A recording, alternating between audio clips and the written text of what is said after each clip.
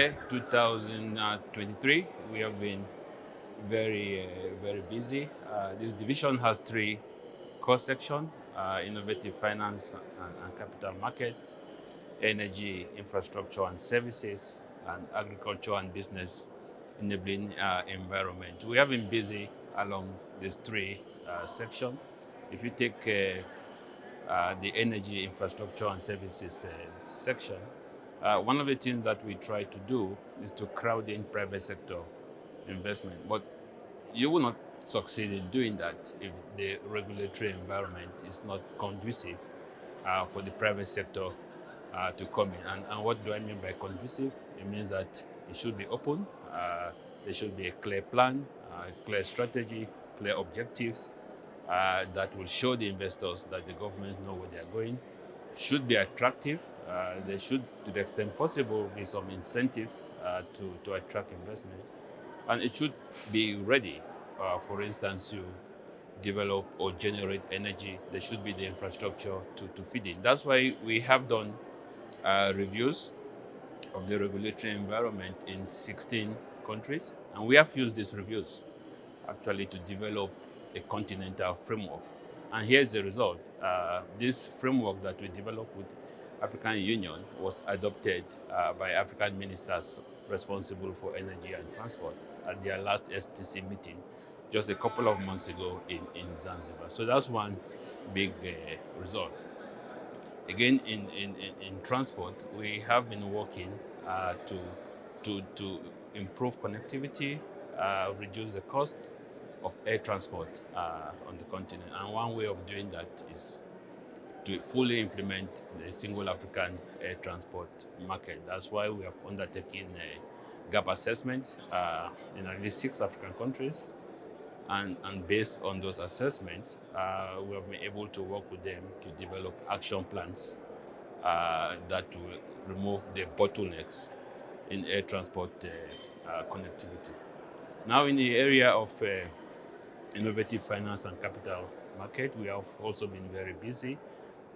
We have worked with AUD and NEPAD on credit ratings of African countries. One of the reasons why borrowing is expensive for African countries is because they have very poor credit ratings, and sometimes these ratings are unfair. That's why ECA is coming up with the AUD and NEPAD on the whole issue of sovereign credit rating on the continent. That's a big result. We've also worked with some countries like Ethiopia to help them in their ambition to develop a capital market stock exchange. That's been another big achievement we recorded. And most recently with South Sudan, we've worked with them on coming up with a strategy to eliminate basically illicit financial flow. And so we've done risk assessment in South Sudan. And we do know that illicit financial flow is potentially is the area that is risking is natural resources, gold mining, oil mining, and things like that. And in the area of agriculture, we've done a lot as well. But let me just say that just a couple of, or last month, we worked with African Union to organize a big land policy conference, which is the one of, if not the biggest gathering of experts on land issue. As you know, land is critical for investments in agriculture, in infrastructure, and so on and so forth. So in a nutshell, those are some of the things, the major achievements that we recorded in 2023. But challenges, obviously, there were some challenges. One of those is how do you improve the effectiveness of working with implementing partners?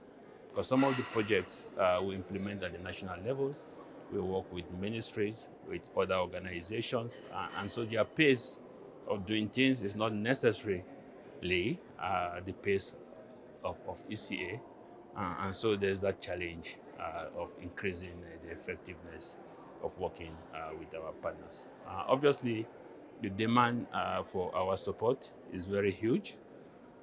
We don't have all the resources that we would like to have to address these pertinent demands that we are receiving from member states.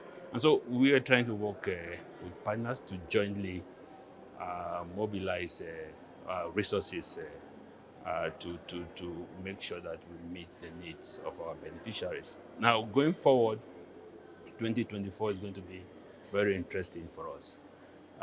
Technology is becoming key. It's applied across the economic sectors all over the world, and that's why we've started to use, how do we use satellite imagery, how do we use artificial intelligence to be able to manage cross-border infrastructure, basically transport corridors, linking, for instance, the port of Mombasa all the way to Uganda, to Rwanda. And with existing state-of-the-art technology, one could sit in their office in, say, Mombasa and see what is happening along the stretch of the corridor. And I'm pleased to say that we've already engaged the Northern Corridor, the Central Corridor linking the port of Dar es Salaam to Rwanda, Uganda, and also the LAPSET corridor that links Ethiopia, Kenya, and South Sudan. So this work that we are doing with the African Center for Statistics, this work will continue in 2024. We will also continue our work on trying to improve air connectivity in Africa, making sure that as many African countries as possible fully implement the Yamoussoukro decision. The work I mentioned in South Sudan on how do you curb illicit financial flow, developing a strategy. Next year we'll continue. We'll have a high-level policy dialogue, bringing together all the key stakeholders in South Sudan. And let me emphasize this, the image of a country in terms of illicit financial flow, financing of crime, has an impact on resources that countries can generate, also has an impact on the credit rating of a country. That's why it is key that we address this issue. In the area of agriculture, we will be working at developing a platform, portal, that could assist in investment in land. Of course, there's a lot of conflict in the use of land on our continent. We use it for energy generation, solar energy, wind, and so on and so forth. We use it obviously for agriculture. There's demand for infrastructure. So land policy matters to attract the necessary investment on our continent. That's why the work that we'll be doing in setting this tool, so to speak, to support decision making in the area of agriculture is key. In a nutshell, those are some of the things that will keep us very busy in 2024. Thank you.